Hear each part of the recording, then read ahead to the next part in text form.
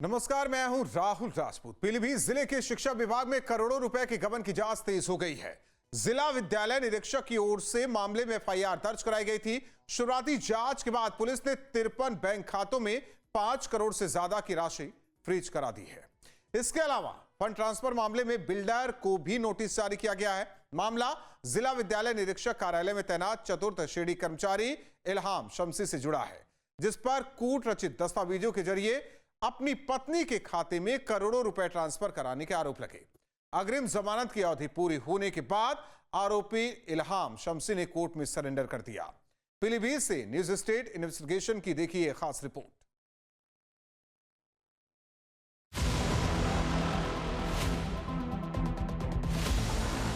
पीलीभीत के जिला शिक्षा विभाग में ऐसा घोटाला सामने आया है जिसने पूरे सिस्टम पर सवाल खड़े कर दिए हैं। जिला विद्यालय निरीक्षक कार्यालय से वेतन के नाम पर एक साल में 1 करोड़ 2 लाख रुपए ट्रांसफर कर दिए गए, लेकिन इससे विभागीय अधिकारी अनजान रहे। विभागीय अधिकारियों के हस्ताक्षर से वेतन के नाम पर फंड ट्रांसफर होते रहा, लेकिन पैसा कहां जा रहा है और क्यों जा रहा है, इसके बारे में किसी ने परवाह नहीं की।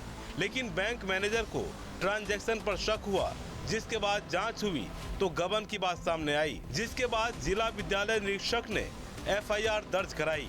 जांच शुरू हुई तो संदिग्ध लेन देन की रकम 1 करोड़ से बढ़कर 5 करोड़ के आंकड़े को भी पार कर गई। न्यूज स्टेट इन्वेस्टिगेशन में बड़ा खुलासा। एफआईआर में 1 करोड़ का गबन, 5 करोड़ तक पहुंची रकम, करोड़ों रुपए किए ट्रांसफर, जिम्मेदार बने रहे बेखबर। शिक्षा विभाग और ट्रेजरी फेल, बैंक मैनेजर ने पकड़ा खेल। इल्हाम पर ही पूरा इल्जाम, डीआईओएस क्यों बने रहे अनजान। जांच से खुल रहे राज, जिम्मेदारों पर गिरेगी गाज।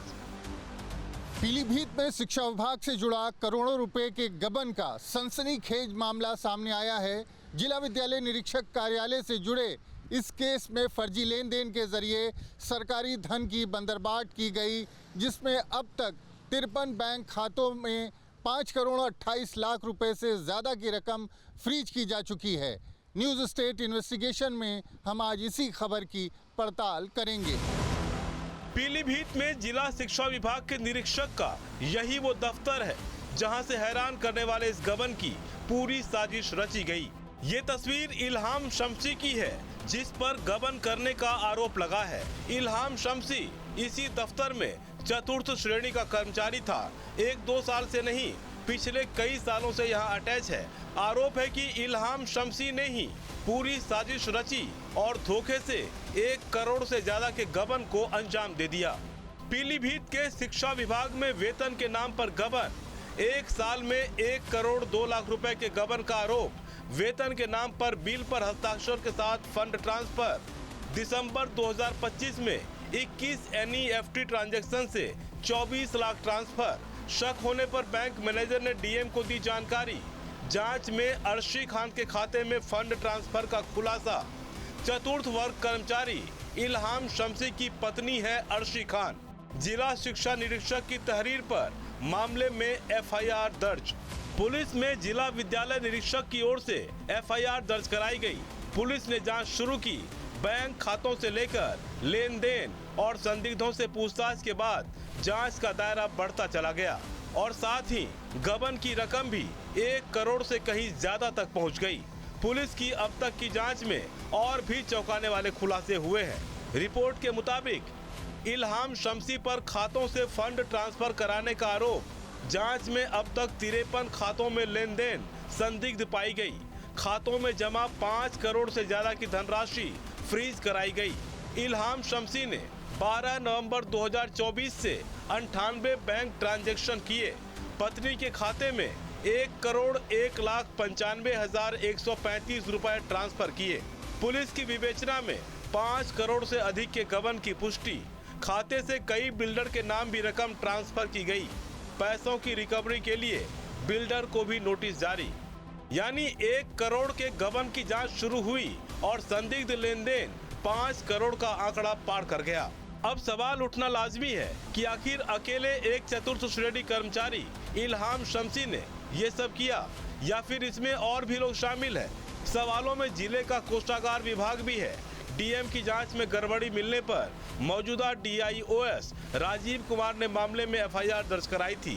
फरवरी में हुई एफआईआर के बाद पुलिस ने प्रारंभिक जांच का खुलासा करते हुए प्रेस नोट जारी किया है, जिसके बाद अब तक कैमरे से दूरी बनाने वाले डीआईओएस कैमरे पर आए और पूरा इल्जाम इल्हाम पर लगाकर खुद को पाक साफ बता दिया।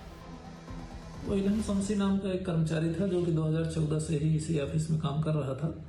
उसके द्वारा यहाँ कुछ अनियमित तरीके से घोटाले को अंजाम दिया गया, जिसकी जांच एफआईआर करा दी गई है। जांच चल रही है और शासन स्तर से भी कमेटी गठित है, जांच शुरू है उसकी। जो भी आगे दोषी होंगे उनके खिलाफ कार्रवाई होगी। कुछ अनुमान है कितना घोटाला हुआ होगा और किस तरह से पैसे ट्रांसफर होता था? अब ये सब चीजें जांच के दायरे में है, अब जांच के बाद सामने आ जाएंगी।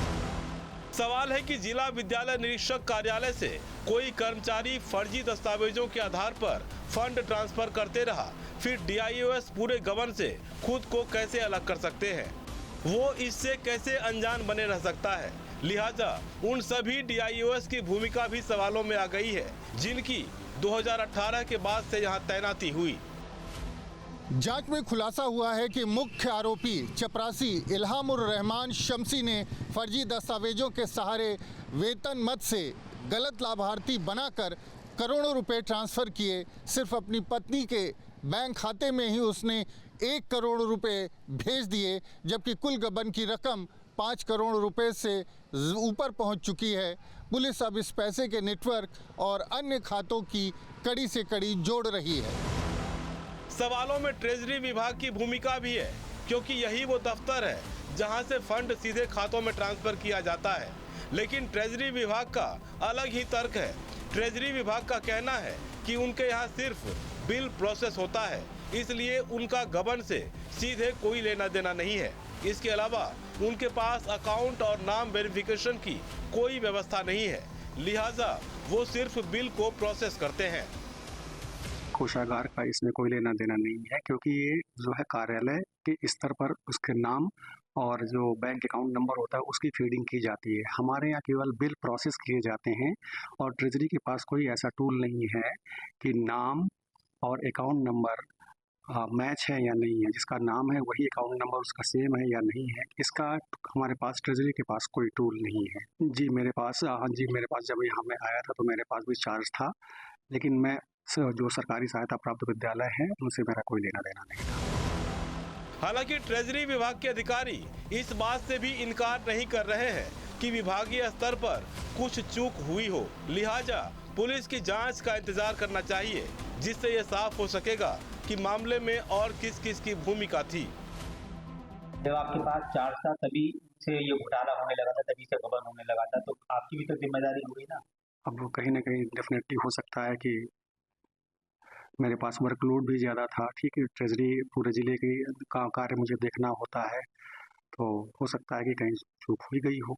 नहीं, मुझे तो ऐसा नहीं लगता है कि विभाग में कोषागार इसमें शामिल है और जांच चल रही है और जांच में जैसा आएगा आपके सामने आ जाएगा। यानी एक तरफ जिला विद्यालय निरीक्षक खुद को बेकसूर बता रहे हैं, तो दूसरी ओर ट्रेजरी अधिकारी भी सीधी भूमिका से खुद को अलग करते नजर आ रहे हैं। मामला फरवरी में सुर्खियों में आया। पुलिस में एफआईआर के बाद जांच की रफ्तार बढ़ी।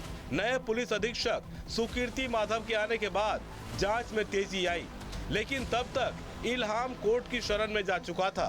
कोतवाली पुलिस ने 2 बार आरोपी इल्हाम से थाने में लंबी पूछताछ की। पुलिस के मुताबिक मामले की विस्तृत जांच में पूछताछ से कई राज खुले। 50 से अधिक सवाल पूछे गए। खाते कहां से आए, किन लोगों के खाते थे, इनमें कौन कौन शामिल हैं, उनकी कहां कहां संपत्ति है और उनके कौन कौन साथी हैं। देखिए, इनसे बहुत ही विस्तृत एक क्वेश्चनर बना के इनसे पूछताछ की गई है, जिसमें कि खाते कहां से आए, किन लोगों के खाते थे, इसमें कौन और लोग हैं जो संलिप्त हैं। इस तरह के बहुत सारे सवाल, लगभग 50 से ज़्यादा सवाल हैं, जिसमें कि इनके संपत्ति का ब्यौरा, इनके और भी जो साथी हैं इसमें उनके बारे में पूछताछ, किसकी और संलिप्तता है, पूरी जो प्रोसेस है जिसके माध्यम से ये चीज़ें की गई हैं, जो घोटाला हुआ है, उस संबंध में एक विस्तृत सवाल जवाब इनसे जो है पूछताछ के दौरान किया।